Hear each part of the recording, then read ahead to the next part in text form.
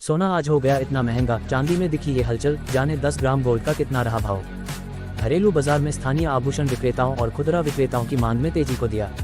भू राजनीतिक तनाव भी बढ़ रहे हैं और सुरक्षित निवेश को बढ़ावा दे रहे हैं।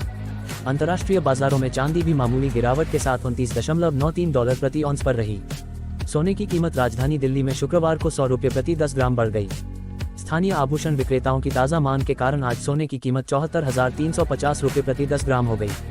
पिछले कारोबार में 99.9% शुद्धता वाली पीली धातु ₹74,250 प्रति 10 ग्राम पर बंद हुई थी। हालांकि अखिल भारतीय सर्राफा संघ के मुताबिक शुक्रवार को चांदी की कीमत ₹87,200 प्रति किलोग्राम पर स्थिर रही।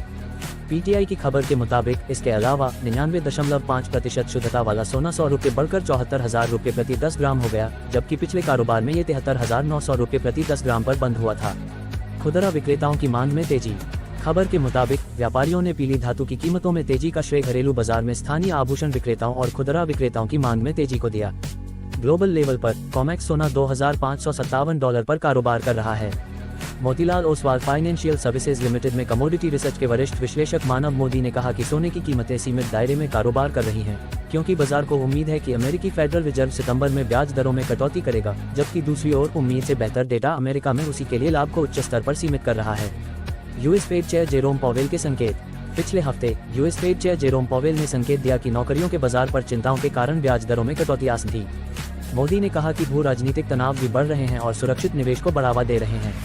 अंतर्राष्ट्रीय बाजारों में चांदी भी मामूली गिरावट के साथ $29.93 प्रति औंस पर रही। पिछली तिमाही में अमेरिकी अर्थव्यवस्था में तेज गति से वृद्धि के आंकड़ों के बाद किसी भी बड़ी कटौती के लिए दांव कम हो गए थे, जबकि बेरोजगारी के दावे फिर से कम हो गए थे। बुलियन की कीमतों पर आगे।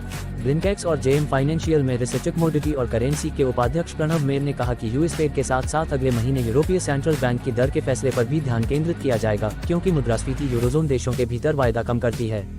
मेर ने कहा कि व्यापारी शुक्रवार को बाद में जारी होने वाले पीसीई मुद्रास्फीति के आंकड़ों पर ध्यान केंद्रित करेंगे, जो ब्याज दरों को तय करने में फेड का पसंदीदा डेटा है और बुलियन की कीमतों के लिए आगे की दिशा प्रदान कर सकता है।